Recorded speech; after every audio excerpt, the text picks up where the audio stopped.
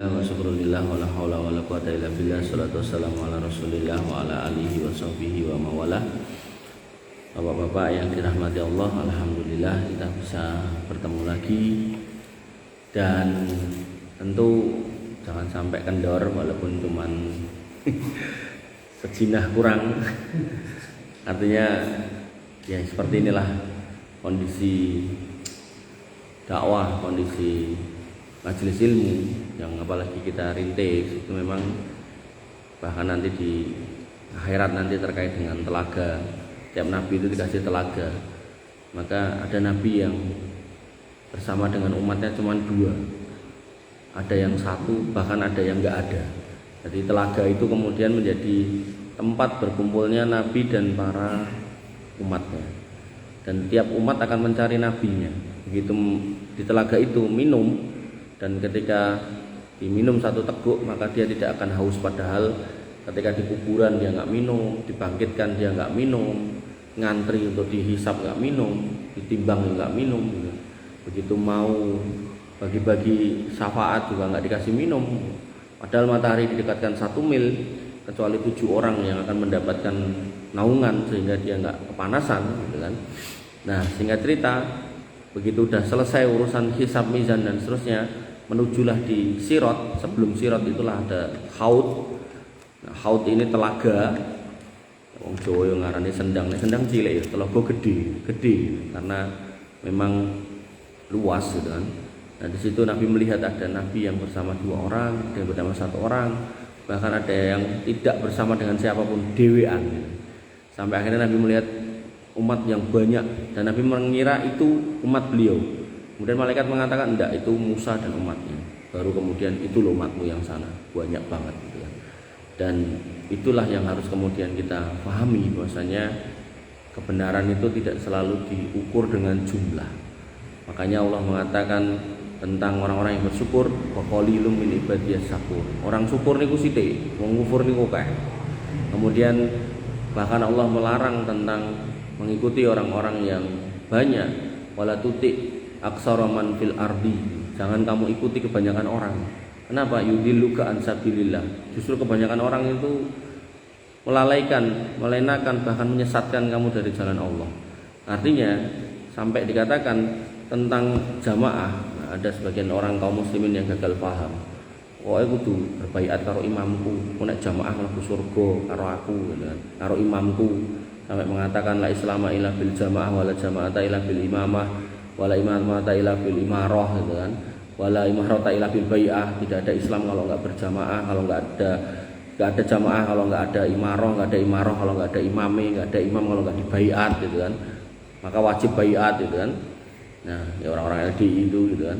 Maka ketika mereka memahami kebenaran itu harus banyak, gitu kan, maka hakikatnya itu adalah pemahaman yang salah, gitu kan. Bahkan Ibnu Mas'ud, Ibnu Abbas mengatakan bahwasanya yang disebut dengan jamaah yaitu ma'ana wa ashabi, sebagaimana sabda Nabi SAW, yaitu ketika aku dan sahabatku berada di situ. Bahkan ditambahkan lagi oleh para ulama, wa in kunta wahidan, kalau seandainya kamu sendirian. Nah, gampangannya ngeten. Dan kampung mriki misal jam 12 payah adzan, rane wong panjenengan piyambakan mriki, senajan boten didapuk dadi muadzin jenengan adzan, ngenteni wong ora nek sing teko, gitu kan, sampai akhirnya komat, payah komat yo ora nek sing teko, dan jenengan yo imam dhewe, makmum dhewe, salat dhewe ning ten masjid, maka jenengan dihitung salat jamaah senajan dhewe, dan sekampung jenengan bener dhewe, dengan catatan pas nglakoni adzan wau memang wayahe waktu zuhur, tapi nek jenengan adzan wau jam 10 ya berarti kuwi ora bener dhewe ning edan dhewe gitu. Kleru dhewe gitu. Artinya yang harus kita pahami bahwasanya kebenaran walaupun sendirian maka akan tetap bermakna kebenaran. Tauhid walaupun sendirian tetap itu adalah tauhid. Dan saya di nek konteknya kampung Yaten itu, saya banyak belajar dari bapak saya gitu, bagaimana kemudian beliau itu pelan tapi pasti dalam kesendirian itu, ya pada akhirnya nanti ada teman-temannya gitu, itu ya melawan kesyirikan yang ada di sekitarnya, dari mulai sajen nggak mau, dari mulai ketika ada acara-acara kon nyepake ugo rampe itu nggak mau dan seterusnya. Sampai kemudian ketika urusan di sawah itu, ketika melihat sajen-sajen di sawah dibuangi, ketika kemudian ada di tengah sawah itu tanah sing enek wite tukul, gaene disajeni malah dibabati gitu kan. Saya benar-benar melihat sendiri, menyaksikan perbuatan kelakuan bapak saya seperti itu. Sampai beliau cerita itu ada satu pohon besar antara perbatasan Jaten sama Bulu, besar sekali, saking besarnya sampai tiap ada orang mau ada acara sampai disajeni gitu kan. Nah bapak saya jenenge iya tempo dulu gitu kan. Ya mungkin nek kuwi jek enak ya mungkin nganti saiki ya dilakoni wong jenenge setan gitu kan. Nah maka begitu kemudian panen, parine diklumpuke mriku, terus nek enten kayu-kayu garing numpuke mriku tuemplek keten wite mriku. Begitu kemudian tiga garing nika kering musim kemarau nika sumet gitu. Akhirnya seminggu mboten mati, wite niku ambruk. Terus beberapa titik di sekitaran pohon itu warganya enek sing kesurupan gitu. Ngamuk-ngamuk, omahe ilang lah segala macam gitu kan. Bahkan bapak saya sampai diparani salah satu tokoh di Jaten yang terkenal dari dukun gitu. Sampai diplatok harit segala macam. Nah hal seperti itu tuh saya sering mendengar gitu kan. Makanya saya ketika pertama kali naik mimbar itu SMA itu saya bawa kitab tauhid gitu. Yang kemudian sama bapak saya dilek gitu. Waktu itu Jaten masih enten napa bersih desa segala macam. Nek orang nggak paham bersih desa kan kerja bakti ngresiki desa. Tapi kan sebenarnya yang dimau itu bukan itu, tapi gua sial dengan undang wayang dan seterusnya itu kan. Maka begitu saya bawa kitab tauhid naik mimbar, ya diweling sama bapak saya, "Wis siap mati" gitu. Ya, saya cuma bisa jawab ya, nek pada akhirnya dengan cara ini saya mati, alhamdulillah gitu. Ya sampai hari ini saya masih hidup. Putra kula 6 malah luwih akeh timbang bapak saya gitu. Dan hidup saya juga nggak susah gitu. Artinya orang-orang yang berjalan di atas tauhid memang saya menyaksikan sendiri dalam kasus bapak saya itu hidupnya itu kayak dipersulit sama orang-orang sekitar. Tapi pelan tapi pasti orang-orang yang mempersulit itu hari ini saya menyaksikan hidupnya sulit sendiri gitu kan. Karena hakikatnya keyakinan yang benar itu akan menghadirkan pertolongan Tuhan. Sebaliknya keyakinan yang tidak benar justru akan menjauhkan orang itu dari Tuhannya. Maka orang-orang yang paham benar tentang tauhid, bagaimana perjuangan Nabi SAW terkait dengan tauhid, beliau nggak peduli diludahi, nggak peduli digerujuk kotoran unta, nggak peduli dimaki, dihina, nggak peduli disakiti gitu kan.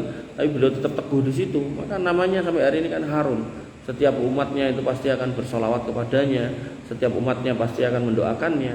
Bahkan mereka yang kemudian mendatangi makamnya mengucapkan salam kepadanya dan namanya disebut-sebut dengan sebutan yang mulia gitu kan. Maka orang-orang yang paham tentang kemuliaan orang-orang yang bertauhid maka akan ngerti kalau tauhid itu adalah dakwah prioritas dalam Islam.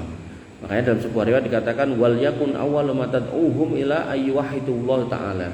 Maka harusnya orang itu kalau berdakwah pertama kali itu tauhid. Nah, makanya kita kalau melihat sejumlah kaum muslimin yang dakwah kesana kemari bawa panci, bawa ember, bawa kompor gitu kan. Itu ya itu baik nyuruh sholat gitu kan. Tapi terkadang mereka sendiri yang membawakan itu tauhidnya bermasalah. Buktinya apa? Buktinya di sebagian masjid ada yang bertanya ke saya. Mereka kemudian naik mimbar kemudian mengatakan saking Ar-Rahman dan Ar-Rahimnya Allah nanti orang-orang kafir pun akan dimasukkan surga.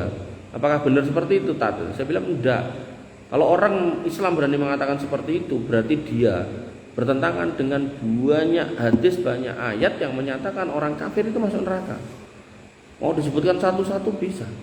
Maka harusnya orang yang beriman dia mengimani setiap ayat, setiap hadis, apalagi urusan itu gitu.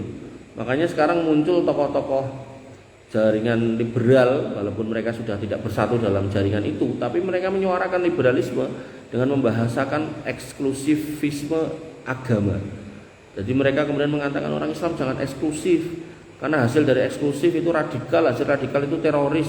Loh, terus piye maksudnya? Maksudnya ya kita juga imani atau kita yakini kalau semua agama itu baik, benar, gak usah kemudian merasa sok benar. Bapak-bapak yang dirahmati oleh Allah Subhanahu Wa Taala, ketika konteksnya untuk diri kita, di masjid kita, di rumah kita, di keluarga kita, ya harus kita suarakan kalau inna dina indallahil Islam. Agama yang diterima Allah ya cuma Islam. Wa may yattabi ghairal islami dinan fala yuqbala minhu wa huwa fil akhirati minal khasirin. Siapa yang mencari selain Islam ya enggak akan diterima dan akan rugi di akhirat. Dan banyak dalil, innalladzina kafaru min ahlil kitabi wal musyrikina fi nari jahannam khalidina fiha ulaika hum syarrul bariyah. Orang kafir, orang musyrik dari kalangan ahli kitab, mereka akan masuk neraka kekal di dalamnya, dan mereka makhluk yang terjelek senajan ganteng irunge mancung gitu. Banyak dalil yang menyatakan itu bagian dari keimanan kita. Adapun ketika kita berurusan dengan mereka di dunia, tentu kita punya etika. Makanya Nabi kan mengatakan, tidak apa-apa kamu berbuat baik sama mereka selama mereka enggak mendolimi kamu. Kamu berbuat adil sama mereka, itu juga perintah agama. Bahwasanya adil itu dekat kepada ketakwaan. Kemudian Nabi juga menengoki pemuda Yahudi yang sakit. Kemudian Nabi juga membantu orang Yahudi yang kemudian kelaparan. Kemudian Nabi juga bertransaksi dengan orang-orang Yahudi. Bahkan Nabi sampai mengatakan, man qatala mu'ahadan lam yarah raihatal jannah. Siapa yang kemudian dalam bermasyarakat di negeri yang damai kok menyakiti orang-orang non muslim tanpa sebab, bahkan membunuhnya, maka dia nggak akan mencium bau surga. Nah, semua ini dalil bahwasanya eksklusif dalam agama tidak melahirkan radikalisme kalau belajar dengan benar. Tapi nek belajarnya nggak benar, akhirnya yang terjadi nggih ngoten. Jangankan kok ke orang kafir, sesama orang Islam kafir kafir. Makanya Nabi juga sudah mengingatkan, man qala li akhihi kafir. Siapa yang mengatakan kepada saudaranya sama muslim kafir, maka kalimat itu akan berlaku dua. Yaitu balik kepada yang ngomong kalau nggak terbukti, atau memang orang itu kafir gitu. Tentu butuh bukti gitu. Tapi kalau nggak usah bukti kayak balik gitu. Makanya kalau orang-orang LDI dan yang semisalnya itu takfiri bener gitu. Bahkan takfirinya sudah terlembaga. Parah lagi sampai mereka ketika menikah dengan sesama mereka dan kemudian nikah pakai KUA, mereka kemudian nikah lagi, ada istilah nikah dalam, dinikahkan lagi dengan tata cara mereka dan ustadz mereka. Padahal Nabi SAW mengatakan bahwasanya untuk wanita yang tidak punya wali, jadi nikahnya wanita itu harus pakai wali. Kalau benar-benar nggak punya wali, fasultanu waliyun liman la waliyalahu, maka penguasa itu adalah wali buat yang nggak punya wali. Nah, sultan, amir, khalifah itu siapa? Ya orang yang memimpin satu negeri. Dalam konteks negara kita ya presiden. Presidenlah yang punya hak untuk menikahkan warganya yang muslim. Kemudian diturunkan ke Menteri Agama, diturunkan ke Kanwil Depak, diturunkan ke kantor KUA, diturunkan lagi ke Pak Naib, dibuktikan dengan SK. Itu legalitas. Makanya yang berhak menikahkan wanita yang nggak punya wali di Indonesia ya mung KUA. Makanya kalau dengan manggihi enten piye setri, rande pak, rande om, rande anak lanang, rande mas, rande adik lanang, kok iso nikah siri, ya, itu insya Allah itu batal nikahnya. Makanya Nabi mengatakan, ayyumma imra'atin nakahat bi ghairi waliyha fa nikahu batilun. Wanita mana aja yang nikah tanpa walinya, nikahnya batil. Dan nikah harus pakai wali, nggak punya wali kembali kepada sultan itu penguasa. Nah, kira mereka nganggo ustadz dewi, dan itu pemahaman seperti itu sudah tersebar luar biasa, nggak cuma di kalangan LDI, bahkan di luar mereka. Sampai saya ketemu guru saya SMA itu, dia itu sampai pengen nikahi muridnya, jadi gadek istri yang kedua, muridnya itu orang tuanya nggak boleh, wali nasabnya nggak boleh. Itu muridnya digondol tekan Surabaya digolek ke ustadz gitu. Jadi sampai berusaha untuk meluruskan itu, dia mengatakan, "Lho, kowe ngerti apa? Enek ning nggon madhab Hanabilah itu." Nah, ini kaitannya nyambung karo omongannya Ustaz Mas Yan pada pagi hari itu tentang nikah siri, Mas. Jadi nikah siri itu kalau kemudian kita mau tarik itu bisa kemana-mana itu gitu masalahnya itu.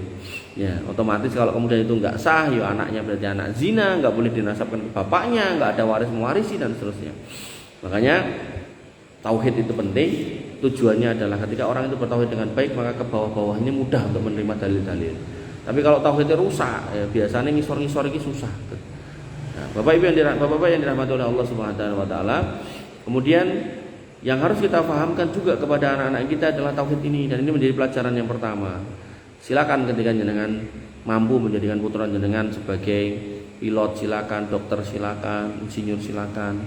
Tapi Allah kemudian memberikan rumus yang pertama, yaitu sebagaimana yang dilakukan oleh Luqman Al-Hakim, wa idh qala Luqman libnihi wa huwa ya'iduhu. Dan ketika Luqman itu berkata kepada putranya ketika dia menasihati atau memberikan pelajaran kepada dia, pelajaran yang pertama, ya bunayya la tusyrik billah, wahai anakku jangan pernah berbuat kesyirikan kepada Allah Subhanahu wa taala, innasyirka la dzulmun adzim. Sing jenenge syirik kuwi dosa sing paling gedhe, kedoliman sing paling gedhe. Kemudian orang yang bertauhid akan diberikan kehidupan yang baik. Tadi sudah tak singgung di depan. Nah, Allah mengatakan man amila sholihan min dzakarin aw unsa wa huwa mu'minun. Siapa yang beramal soleh, hari-hari hidupnya amal tok soleh sing apik-apik, ora gelem kumpul karo wong aneh-aneh, pokoke yo salat, yo srawung sing apik, karo tangga yo apik, wong tuwa yo apik, mertua tambah apik meneh, karo anak bojo yo apik, berjuang untuk mereka, gitu kan. Wa huwa mukminun. Nah, jadi nek jenengan mireng kata mukminun atau amanu, maka jangan cuma diterjemahkan beriman, tapi beriman dalam konteks bertauhid. Karena nggak berlaku kata amanu atau mukminun kalau kemudian dia berlaku kesyirik, berbuat syirik. Makanya di sini dikatakan mereka beramal solih, laki-laki dan perempuannya, wa huwa mukminun, dengan penuh ketauhidan hidupnya. Dino-dino dicek omah iki enek kesyirikan ora, enek gaman-gaman sing ra cetha ora, enek jimat-jimat sing kesimpen ora, enek penganggon-penganggon sing dulu pernah kita lakukan atau kita gunakan waktu mungkin ngapunten dagang atau waktu dulu golek bojo gitu kan. Penganggon-penganggon sing marai tambah ganteng, tambah piye gitu kan. Nah, maka kata Allah, nek sampai orang ini mau beriman dan beramal solih, bertauhid dan beramal solih, fala nuhyiyannahu. Lanya lam apa takkidnya ada dua. Takkid itu penyemangatnya, penguatnya. Fala, maka benar-benar nuhyiyannahu, ada nun takkid, maka sungguh benar-benar, jadi sungguh cik benar-benar. Ini menunjukkan Allah itu benar-benar tenan gitu loh, benar-benar benar. Ora bakal selak. Jadi Allah nggak perlu memberikan takkid aja itu sudah benar, apalagi ditakkid. Jadi udah kayak orang gini loh ngomong, misal saya ngomong ke Mas Bella, itu dina apa? Kamis ya. Ah, Mas, sesuk Jumat gitu kan. Kan bener tau tulisan. Tapi nek nganti sesuk demi Allah Jumat gitu kan. Berarti kan benernya tambah bener meneh itu. Barangkali kan rodok ngantuk gitu ya, dikandani sesuk Jumat ngono. Oh iya toh, aja mikir gitu. Demi Allah. Oh iya bener sesuk Jumat. Nah, maka di sini sampai Allah mengatakan fala nuhyiyannahu. Orang-orang itu benar-benar sungguh tak kasih hidup apa? Hayatan thayyibah, hidup sing penak, sing apik, sing ora usah ngapunten nggih, ndakur-ndakur regetan. Kula nganti nek ningali enten piye ndakur-ndakur sampah, kebak sampah, ora salat gitu kan. Terus nek ngomong, kowe nek pengen sugih rono-rono padahal dhek dhewe uripe susah gitu. Dompetmu ilang rono ning dukun iki padahal dhek dhewe uripe susah gitu. Maka Allah mengatakan nek tenan kamu itu beramal solih dan bertauhid, beriman, tak kasih hidup yang baik, wala nadziyannahum loh meneh. Wala sungguh-sungguh benar-benar nadziyannahum akan kami beri balasan ajrohum pahala buat mereka bi ahsani makanu ya'malun dengan yang lebih baik daripada apa yang pernah diperbuat. Cara jenengan sedekah 1000 piwalese ping 700 napa melih sak yuta, cara jenengan salat 5 menit ternyata dikai mudah. Kenapa? Panjang umur. Nah, itu juga bisa dikai mudah lewatan sirot, nyala lampu jenengan sehingga jenengan enggak keplesetan sirot, mlebu surga, sampai surga pintune enten 8, salah sisine pintu salat jenengan ken mlebu mriku, lewat mriki mawon, Pak Nyono Pak Nyono. Katno. Ngatno lali. Pak Ngatno lewat kene wae jenengan rajin salat dan ngoten. Maka hal-hal yang harus kita pahami adalah apa yang jenengan lakukan di dunia niki iku jane ora suwe, dilu wis to. Dilu tapi itu bener-bener jenengan harus total jenengan lakukan demi masa yang enggak ada ujungnya. maka pilihannya gitu kan. Innallaha astara minal mu'minina anfusahum wa amwalahum. Allah itu membeli orang beriman itu jiwanya dan hartanya. Dengan berjuang dengan harta Allah beli. Dengan berjuang dengan jiwa Allah beli. Dengan loro-loro tok Allah beli. Dan kalau udah dagang dengan Allah Subhanahu wa taala ora mungkin rugi. Napa malah dipokili wis ora mungkin. Tapi nek karo menungso alah jenengan nek saiki kayak ngerjegote dawa lah aman ora, Pak. Justru sebagian orangnya jenggote dawa malah go ngapusi ya to. Tenan niku enten apa investasi perumahan napa to kae istilahnya. Dadi perumahan syariah investasi kebun kurma apa ngono kuwi lho. Kuwi pas tak delok gambare niku sing lanang yo putih resik. Niki ra enek sing nang kulit putih. Putih resik jenggoten. Sing wedok ya udungan gede kae astagfirullah. Terus first travel kuwi ya sing lanang sing wedok wis ketok piye ngono. Namane kok abutur. Ha iku nganti 1,3 triliun kuwi ya sing lanang wis jenggoten katok cingkrang. Artinya jangan sampeyan terpesona dengan penampilan. Penampilan Islami baik, tapi kemudian walibasut taqwa khair. Pakaian takwa itu sing luwih baik. Artinya gini loh, ketika panjenengan sudah berbaju muslim, sudah pakai jenggot gitu kan, maka berusahalah berakhlak islami. Jangan sampai kayak sebagian pengakuan para ulama yang mengatakan al-islamu mahjubun bil muslimin. Islam kuwi sakjane indah, api, nyenengke, ning justru cahaya indahnya Islam niku dadi bureng, dadi peteng, dadi ketutup gara-gara kelakuane wong Islam dhewe. Wis dadi ustaz gede, jamaah pirang-pirang malah dihapusi ya. Niku ya ora terus sing salah dia sebagai oknum ora. Nek sesuk nek tak ra ngaji kan ngoten. Enten ustaz jamaah wedok-wedok genah wedok-wedok ora diajari tentang poligami sing bener, dhek sesuk ngerti-ngerti melipir poligami, bojone pegatan. Jamaah wegah ngaji sesuk gitu kan. Makanya sekali lagi kalau kita ngomongkan dakwah, paling aman niku dakwah tauhid sik wis to.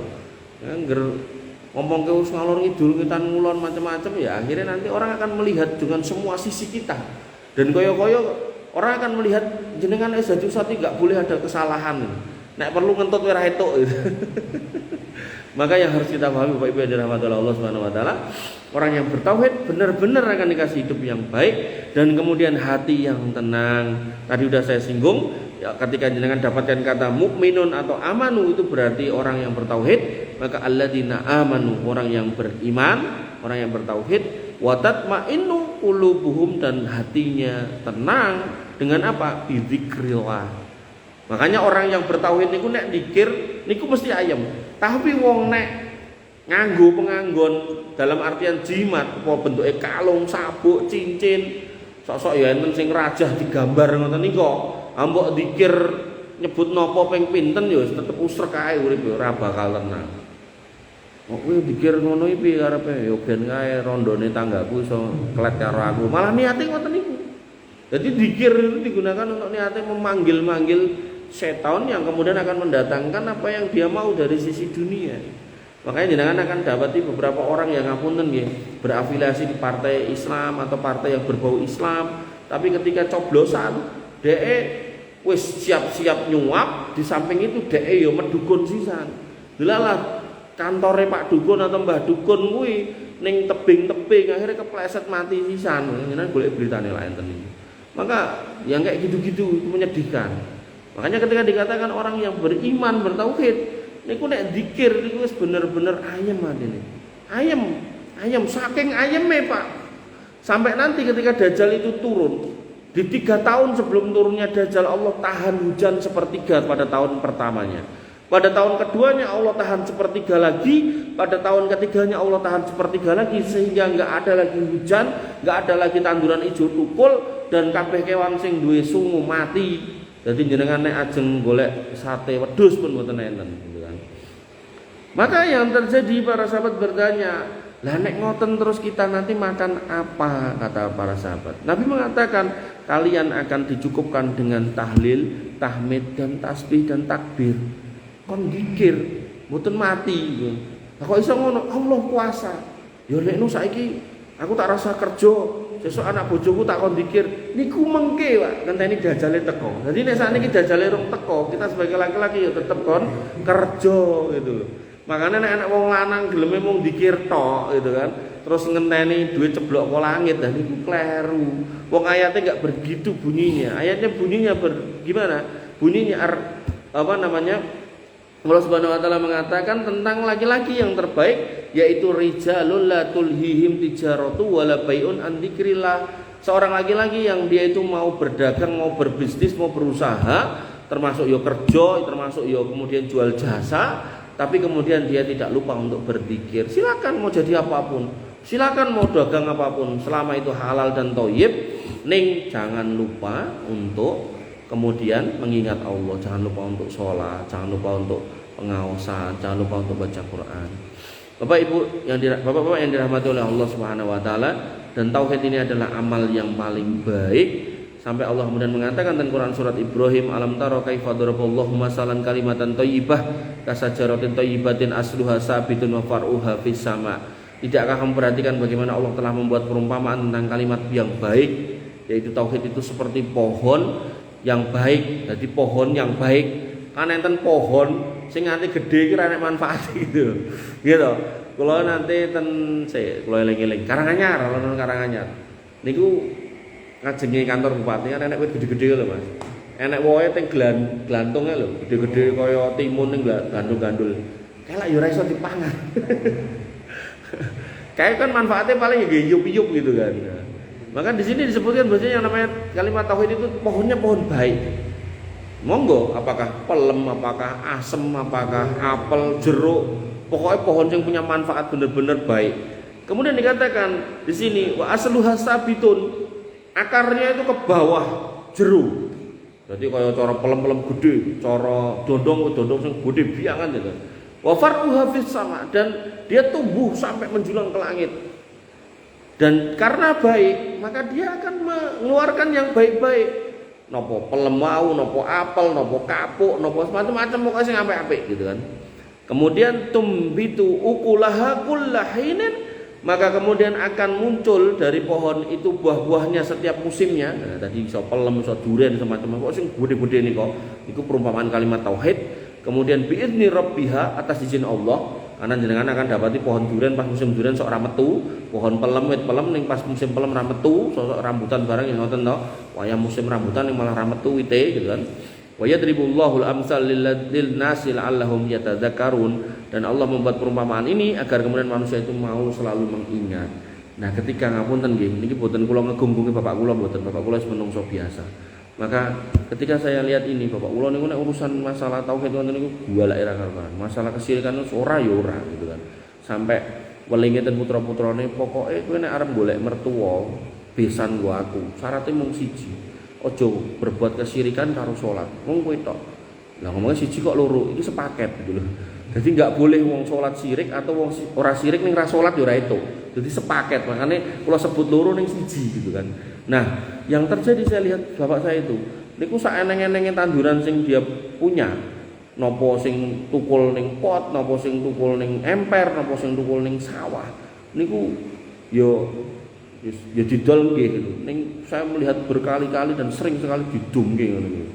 Maka yang harus kita pahami, orang-orang yang bertauhid itu umumnya orang pelit. Orang yang punya keikhlasan dalam iman, dia enggak campurkan keimanannya dengan kesyirikan, dia nggak akan hitungan soal dunia. Makanya kadang tuh ada orang tuh pas zaman tukang parkir 500 perak nih kok, kadang ini bayar 1.000 padahal tuh mana mobil apik lho. Niku susuke dineni tenanan. Nate kula elekke, mbok wis jarke lak wis pas ngono kan. 500 diiklaske. Cara diiklaske kan ya ora marai dadi kere gitu kan. Dijawab iki, jawabane sayuto nek ra nek 500 ya ora dadi sayuto lho. Coba. Ya Allah gitu kan. Maka orang-orang yang seperti ini yang kemudian bermasalah. Adapun orang-orang yang beriman itu kalau udah bertauhid total, sampai ketika Nabi SAW pernah kedatangan tamu, Nabi mengatakan sapa sing gelem jamu tamuku. Kemudian ada seorang sahabat yang seorang mikir dawa, kula ya Rasul saya. Gowo mulih, Pak. Ning dhek ndisiki. Dan iki kene saya ya Pak tamu mlebu sik, mlebu ngomong ning bojone. Dek enek panganan ora? Jadi dia menyagui itu bukan kemudian ngerti nek omah nek panganan apa, justru ora ngerti ning pokoke gas sik gitu kan. Kemudian bojone ngomong, "Enek Mas ning jatahe anakmu." Wis rapopo, kuwi cepakno engko dienggo tamu wae. Jadi cara niki ruangane, engko dikeki tabir Mas, Dik jebret ya toh. Lah engko panganane sebelah kono karo tamune awake dhewe ning kene. Tintir duripke ning kene. Dhewe etok-etok mangan. Jadi gayane kaya wong mangan ning jane mboten enten sing dipangan. Niku dipraktekke. Dan benar-benar terjadi pada zaman itu sampai besoknya Nabi kemudian bertanya, tadi malam sudah ada orang yang membuat Allah tertawa atas kelakuannya. Sampai kemudian Allah turunkan ayat wa may yuqasuha nafsihi faulaika humul muflihun. Siapa yang kemudian mampu menyingkirkan rasa kikir dari hatinya, maka itulah orang-orang yang beruntung.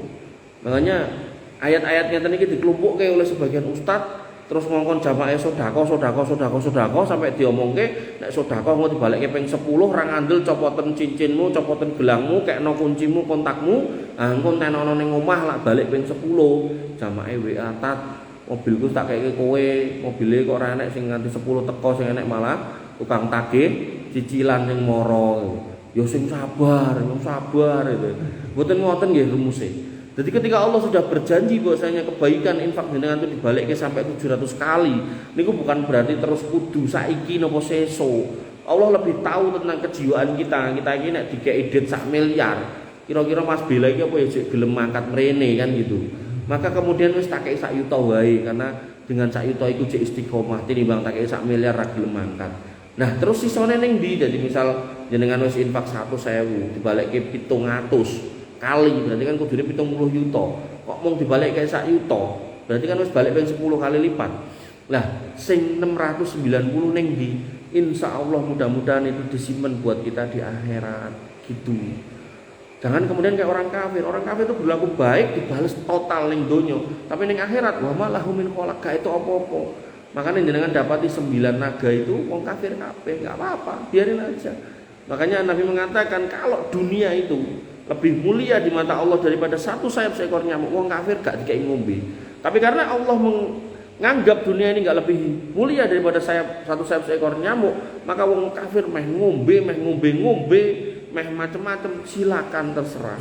Dan ini dunia. Makanya ketika Nabi SAW itu tidur di atas pelepah kurma sampai pipinya baler ngecap, Umar bin Khattab sama Abu Bakar niku nangis, "Ya Rasul, orang-orang Persia rajane linggo turu tilem ten kasur sing empuk la jenengan ngoten niku." Kata Nabi, "Mali wa dunia. Apa urusanku karo dunia?" Ora. Ben go mereka, aku ora.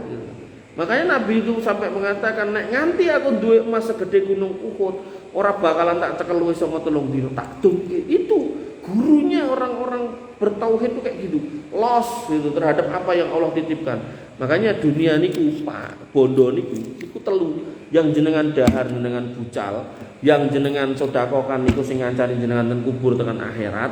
Nah, yang jenengan lumpuk-lumpukkan niku nek mboten jenengan entekkan ku ya mung dadi warisan. Makanya orang yang cerdas ngapunten, misal Pak Ngatno di celengan 1 miliar, anake yo sitotos di omah siji-siji, wis sarjana kabeh. Ayo wis gek ndang dinteke 1 miliar nggo ibadah, nggo haji, umroh, sedekah, gawe masjid, nggo itu. Karena ketika Allah sudah menyelesaikan kewajibannya memberi rizki sesuai dengan yang ditakar. Setiap orang kan sudah ada takarannya. Misal Pak Nganto jatahi 5 miliar, kok ya wis dikei 5 miliar tet, maka sejak habisnya sudah dikasihnya rezeki terakhirnya itu, maka jenengan harus kembali ke hadirat Allah Subhanahu wa taala. Nah, tinggal kita pada saat sudah dikasih itu apakah cek nyisake akeh apa ora. Makanya ketika dikatakan rezeki terakhir itu bukan berarti terus wonge dadi ra duwe, mboten. Justru ada orang-orang sing dilumpukke bondone nganti ketok sugih, begitu wis tet wayahe mati ditinggal akeh. Nah, rondone dadi rondo sugih gitu kan. Nah, tapi kalau kemudian ngapunten dengan ketauhidan itu, dengan keimanan itu kemudian menyebabkan kita tadi menjual harta dan jiwa kita untuk Allah Subhanahu wa taala, maka ya kita sisakan sedikit buat ahli waris kita, ya, apalagi sudah dibikinkan rumah, di sekolah segala macam, maka insya Allah itu yang akan menemani kita. Makanya ada sebagian orang, nggak banyak nih, mungkin ya nggak banyak, 5 orang nggak nyampe, Dia itu kalau kemudian beli mobil atau beli apapun, beliau niku nek tuku mesti loro. Jadi siji dienggo dhek ning donya, siji disedekahke. Nek ditekoki karo enggak salah Ustaz Syafiq Basalamah itu. Nah, kenapa kok harus kayak gitu? Ya karena aku saya juga pengen kalau kemudian niki ning donya tak nggo ning akhirat ya tak nggo. Ya niku nek kadang ya ini tuku motor langsung loro gitu. Sijine disedekahke ya mungkin dikeke yayasan pundi atau masjid pundi atau dadi ambulan dan kampung pundi nggih monggo gitu. Ya tapi nek mboten gadah ya sak madya mawon. Artinya kalau kemudian keluarganya putrane loro terus anake suami istri baru ngomong papat gitu kan, terus dadak numpak mobil Hiace rono rene kayak meh ngopo gitu kan. Jadi benar-benar sekedarnya aja, enggak usah kemudian berlebihan. Bapak-bapak yang dirahmati oleh Allah Subhanahu wa taala, tauhid adalah amal yang baik dan semua amal akan dibalas dengan baik. Allah mengatakan man aradal akhirah wa sa'alaha sa'yaha wa huwa mu'minun fa ulaika kana sa'yuhum masykura. Dan siapa yang menghendaki kehidupan akhirat dan berusaha ke arah itu dengan sungguh-sungguh sedangkan dia orang yang bertauhid, maka mereka itu adalah orang-orang yang usahanya akan dibalas dengan baik. Wabillahi mengatakan rupiyin, insyaallah kita lanjutkan temanya di pertemuan yang akan datang. Ada yang mau nanya? Enggak ada. Monggo Pak Ngatno.